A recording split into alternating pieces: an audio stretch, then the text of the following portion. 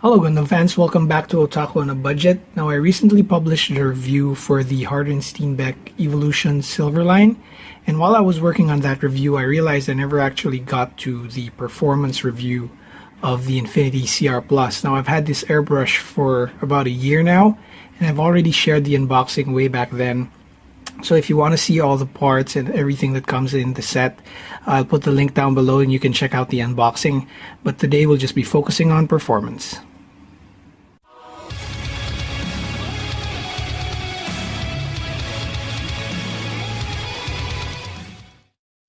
Okay, so before we get to the performance demo, let's just do a quick recap. What we have here is the Infinity CR Plus, which comes with a triple chrome hypoallergenic finish, which is great if you have sweaty hands and you get irritation from holding an airbrush for too long. The triple chrome finish also appears whiter than your usual chrome. Looking at it side by side with the grapho here, you can see that the grapho appears a little yellowish compared to the CR Plus finish, so that definitely adds a bit of a premium feel to the Infinity. On the back here we have an aluminum handle with a quick set, so if you have a favorite setting you can just push that in and that limits your trigger pull, and just pull that back out and you get full action on your trigger, which is great for people who are still learning to control the trigger. This is a gravity feed airbrush. It has a 5 ml cup attached. The 2-in-1 set comes with a second cup, which is a 2 ml cup. Both cups have matching cup lids, and of course the cups themselves are also in the same CR finish as the rest of the body. I made a bit of a modification to my trigger here. If you'll notice this white bit on top. Now if you're like me and you like to roll your fingertip on the trigger, I found that the leading edge of the Infinity button feels a little sharp on your fingertip, and it can dig into your fingertip a little bit if you pull the trigger this way. So I added a bit of this, which is Sugru. It's a moldable glue, and so far it's been really comfortable with this modification on here. But other than that, I really like the way it feels in the hand. It's got really good balance, got really good control with this trigger. Also on the front here we have the two-pronged needle cap, which is great for detecting and removing any tip dry that might occur while you're painting, and also provides adequate protection for the needle so if you don't accidentally jab it against the surface that you're painting. So yeah, let's load it up with some paint and let's see how it performs. Okay, so I've got the Infinity loaded up with a bit of Kuhn's black lacquer, thinned down to about 30 to 70 paint to thinner ratio. I have it really thin because I've been using the 0.15 millimeter tip, and let's see how it sprays.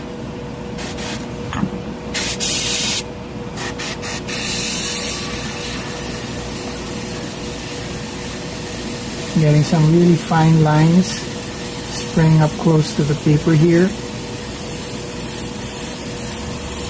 and that's about as fine as I can get my lines, really. I'm sure it can get even thinner in a more experienced hand or with a better paint mix perhaps, but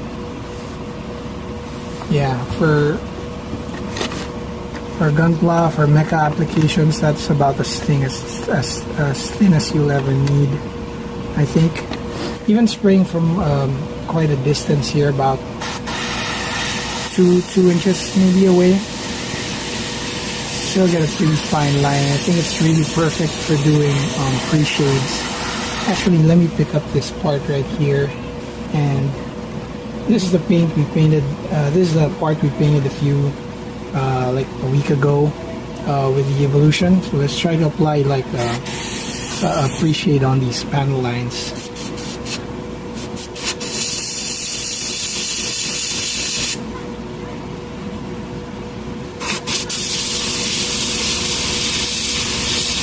Get a really controlled spray pattern, nice and tight, exactly where you need them.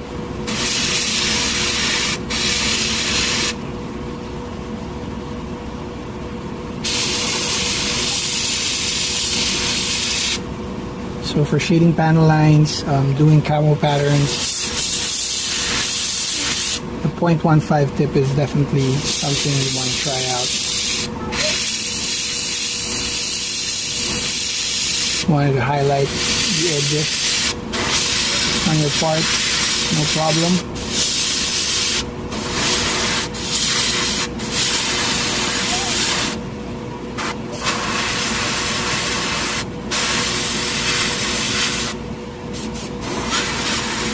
You can pull back a bit to get that color to blend. It's more of a post shade actually than a pre-shade.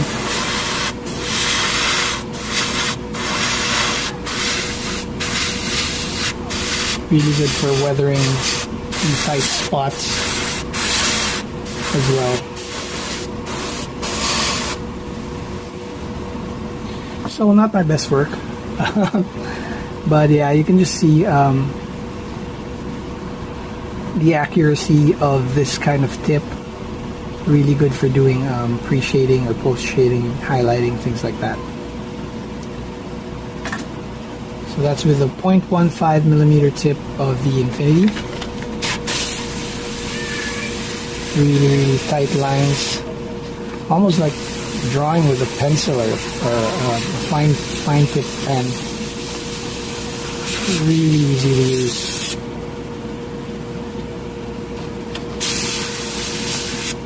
And we've been spraying for about 2-3 minutes now, and we haven't had any tip dry yet.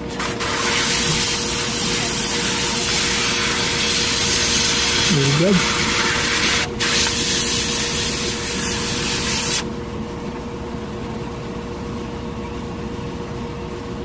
So now let's swap in the 0.4mm tip and see how that does. Okay, so I've swapped in the 0.4mm tip and I've loaded a bit of green lacquer paint, thinned down to about 50-50, 40-60 paint to thinner ratio. And I've bumped the PSI up to about 25, and let's see how this one performs.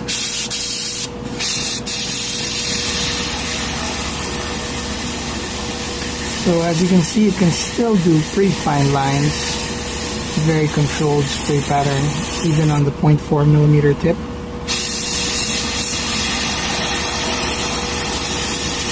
And of course, you can expect a wider spray pattern at about 2 inches.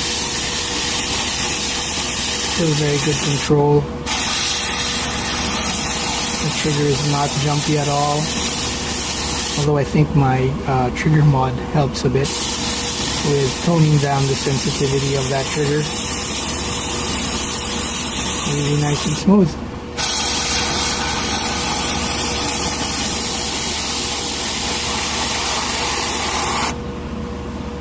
So let's try to touch up the part we painted a while ago. Be seeing a bit of tip dry now here. That's a good thing about the two-pronged cap, is that it's easy to detect and clean off any tip dry that you start to see building up there. Just clean that off with a cotton swab and back in business. So let's paint this part.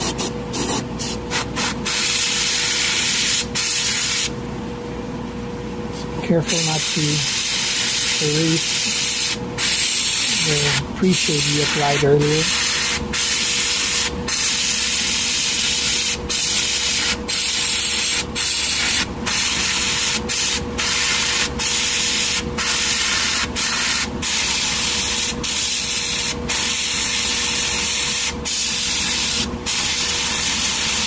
What I'm trying to do is paint the panels from the inside going out, without totally covering up the shading we applied.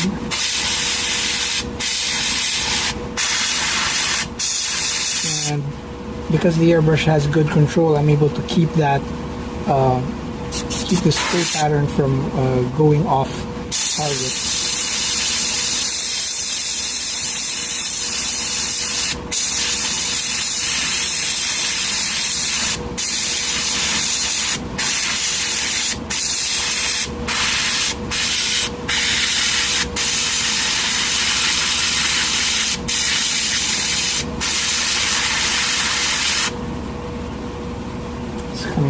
nicely.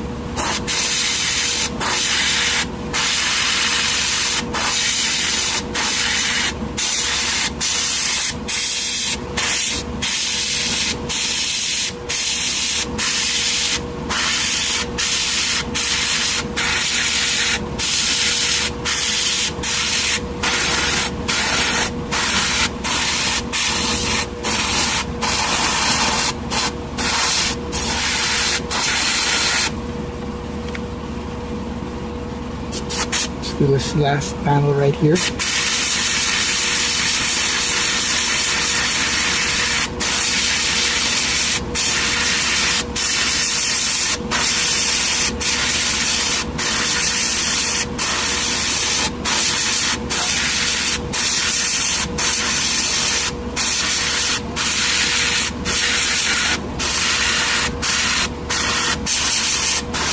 And just blend in those panel lines with a bit of a mist coat.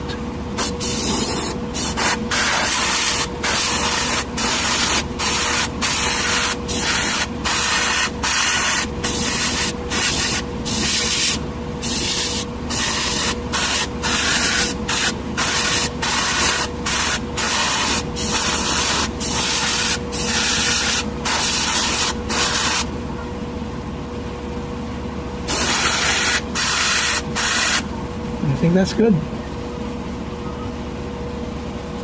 So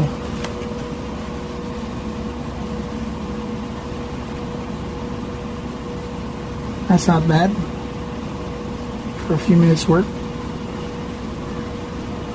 So as you can see, the Infinity's 0.4mm tip is pretty versatile. You can do fine lines even with the 0.4 tip and do pretty good coverage as well. Okay, so I hope I was able to demonstrate just how versatile the Infinity CR Plus 2-in-1 set is. You get the 0.15mm tip, which is great for doing fine lines, pre-shading panel lines, or post-shading, highlighting, things like that. You get the 0.4 tip, which is great for doing transitions, fades, base coats, as demonstrated on this part right here.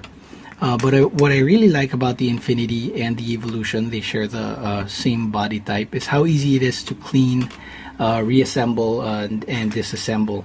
There aren't any recessed spaces inside the chamber that are hard to reach, so all you really need is a brush soaked in cleaner, and you can scrub all the way down to the bottom right there.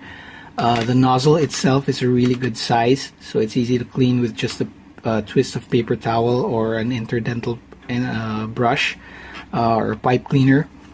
The design is really good. You have the rocker attached to the trigger, which makes it easier to reassemble. You don't have to fumble about with a free-floating rocker that likes to fall inside the trigger slot. You get the quick set handle, which is really great for beginners and people who are still learning trigger control. You get the 2 cup sizes, a 5ml and 2ml, and so you can choose whichever suits your application. You get the triple chrome finish, which gives the airbrush a really premium feel, and it's precisely machined all throughout. You won't find any burrs or anything like that. So it looks really elegant and sophisticated, and I believe with the materials used in this airbrush, that alone justifies the premium price. And if you can afford to purchase like a perfect grade kit at a mall price, which you only get to build once, then there's really no reason why you shouldn't invest in the Infinity, which you'd be using over and over again. So yeah, it's a really good airbrush, really versatile set. I can't really recommend it enough. I believe this is the best airbrush I have in my collection. And yeah, if you're interested in this product, you can just check out the links. I'll put the links to some Amazon stores, and if you're in the Philippines, you want to check out PubHub, which carry Harder and Steenbeck products. So yeah, thanks for sticking around till the end, and I'll see you again for the next review.